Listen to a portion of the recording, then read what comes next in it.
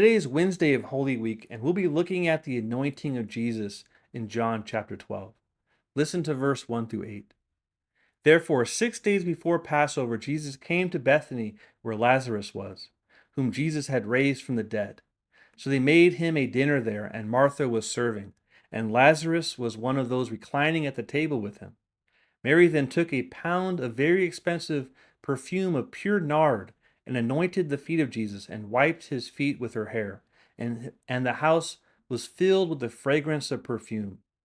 But Judas Iscariot, one of his disciples, the one who intended to betray him, said, "Why was this perfume not sold for 300 denarii and the proceeds given to poor people?" Now he said this not because he cared about the poor, but because he was a thief, and as he kept the money box, he used to steal from what was put into it.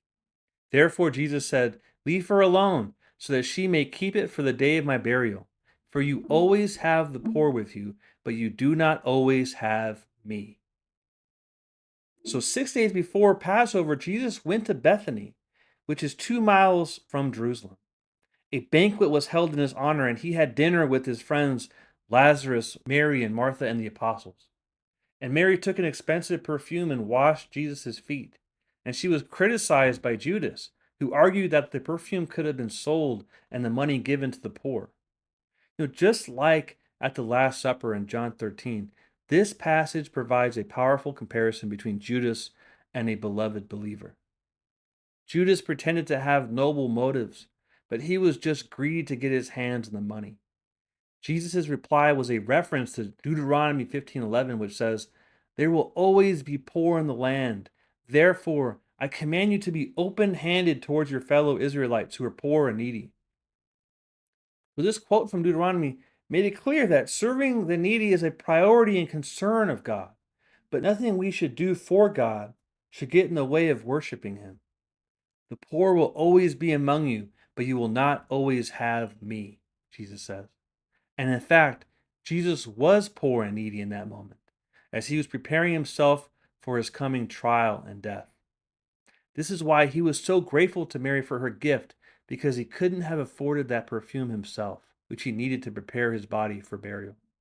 The detail that John's gospel gives about Judas being a thief recalls the Good Shepherd discourse in John 10, which Jesus gave in response to the Pharisees throwing out a blind man from the temple.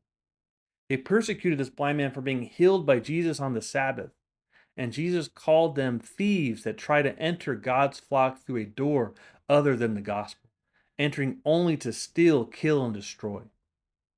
Judas was like these thieves, self-serving, destructive, and ignorant of the abundant life that Jesus was offering.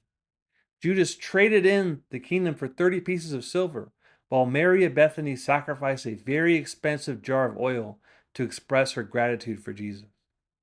Perhaps she was grateful for the resurrection of her brother Lazarus, or for Jesus forgiving her sins, or even for Jesus allowing her to sit at his feet and learn from him at a time when women could not become students of a rabbi.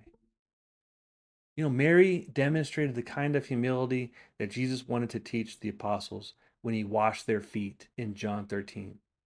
She didn't need to be commanded by Jesus to love sacrificially and humbly. She just did it, even when it made others uncomfortable. In Mark's version of the story, it wasn't just one person, but several people who became indignant at Mary and tried to rebuke her for her sacrifice. To wipe Jesus' feet with her hair, she would have had to remove her veil, which was inappropriate in that culture. Now, her hair was considered her glory, according to 1 Corinthians 11.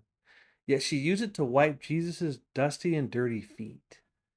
Perhaps she was young and unmarried and wasn't expected to be veiled. Still, her actions showed incredible humility and devotion that was beyond what the apostles were able to grasp, given that they were still bickering about which one of them was greatest at the Last Supper, according to Luke 22. Rich Philotis once tweeted, "Being around Jesus doesn't automatically mean that we are being formed by Jesus." Unlike Judas, Mary didn't just listen to Jesus, learn from him, follow him, and witness his miracles. She allowed herself to be transformed by all of her experiences with him. And God used her gratitude to prepare his body for burial. Practicing gratitude puts us in the position to witness what God is doing because it removes distractions. Perhaps her sister Mary was too preoccupied to worship like Mary. The passage mentions that while Mary was doing this profound act of gratitude, Martha was serving everyone at the banquet. She was doing a good thing by being hospitable and serving, but maybe it was a distraction from the more important thing in that moment, which was sitting with Jesus.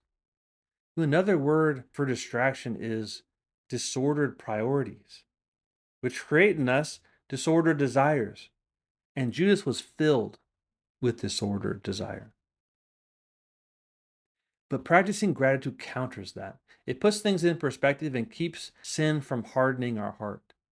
The Psalms always include statements of praise and gratitude, even in the complaint and lament Psalms, because God's mercy and power is always a greater reality than the situation we're in. Now, I wonder what Mary's favorite Psalm was. Perhaps Psalm 23, where the psalmist says, "You have anointed my head with oil, my cup overflows." Now, that verse reflects her heart in this passage. My cup overflows. What are we willing to do for God when we feel anointed and overflowing with grace? When we don't practice gratitude, our heart moves in the opposite direction of gratitude towards indifference or even bitterness like Judas. Whatever kind of prayer we have to offer God today, whether it's a prayer of praise, complaint, or lament, try to end it by recognizing the goodness of God and remembering the good God has done for us. Amen.